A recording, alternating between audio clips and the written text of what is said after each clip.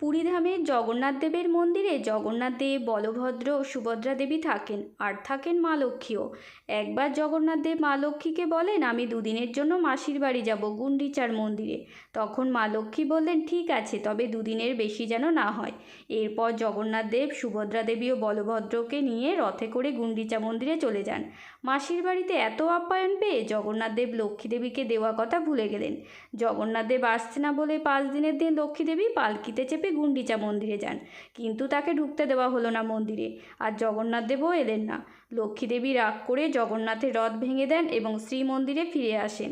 10 দিনের দিন জগন্নাথ দেব, সুভদ্রা দেবী ও বলভদ্রকে নিয়ে ফিরে আসেন। তখন লক্ষ্মী দেবী জগন্নাথ দেবকে শ্রীমন্দিরে ঢুকতে দেবে না বলে দরজা বন্ধ করে দেন। এরপর জগন্নাথ দেব রসগোল্লা ও ফুলের মালা উপহার দেন লক্ষ্মী দেবীকে। এতে লক্ষ্মী দেবী খুব খুশি হন। এরপর জগন্নাথ দেব ও লক্ষ্মী দেবী একসঙ্গে শ্রীমন্দিরে যান।